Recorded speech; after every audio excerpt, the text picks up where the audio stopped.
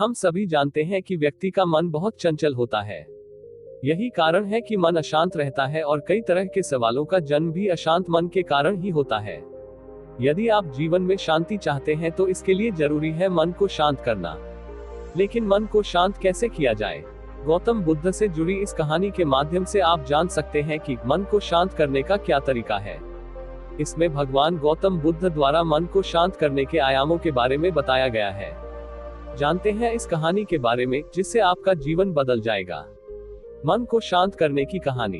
एक बार एक लड़का गौतम बुद्ध के पास जाकर कहता है, मेरे जीवन में बहुत अशांति है, कृपा करके आप मेरा मार्गदर्शन कीजिए जिससे कि मैं इस अशांति से छुटकारा पा सकूं। गौतम बुद्ध लड़के से जीवन की अशांति का कारण पूछते हैं। लड़का उत्तर देता है, अत्यधिक विचारों के कारण मेरे भीतर बहुत सारे विचार आते हैं जिससे मेरा मन अशांत रहता है। बुद्ध मुस्कुराते हुए कहते हैं, ऊपर आकाश की ओर देखो और बताओ कि तुम्हें सूर्य दिख रहा है। लड़का ऊपर देखता है और कहता है, धूप दिख रहा है। बुद्ध उससे पूछते हैं कि अगर तुम लगातार धूप में खड़े रहोगे तब क्या होगा? वह कहता है, मुझे अत्यधिक गर्मी लगेगी और शरीर में बेचैनी होगी। बुद्ध लड़के से कहते हैं कि अगर धूप में खड़े रहने से तुम्हें गर्मी लगती है तो इसमें दोष किसका है, सूर्य के ताप का या तुम्हारा?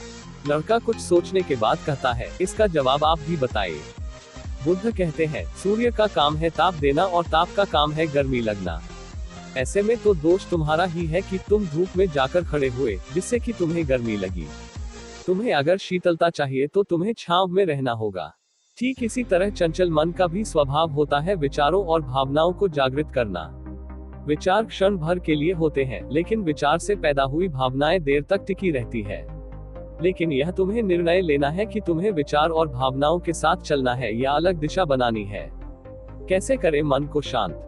दोस्तों, यह जानने से पहले अपने मन को शांत कैसे करें, अगर आपने अभी तक इस वीडियो को लाइक नहीं किया है तो जल्दी से वीडियो को लाइक करके और चैनल को भी सब्सक्राइब कर ले, क्योंकि इस चैनल पर गौतम बुद्ध के विचारों से संबंधित रोज वीडियो अपलोड की जाती है जिससे हर उस व्यक्ति को सहायता मिलती है जो अपने जीवन में बहुत ही दुखी और लाचार है। तो चलिए अब कहानी को शुरू करते हैं। बुद्ध कहते हैं, मन को शांत करने के लिए तन के आयाम पर काम करना सबसे आसान तरीका है। शरीर के स्तर पर हमारी कर्मेंद्रियां और ज्ञानेंद्रियां है।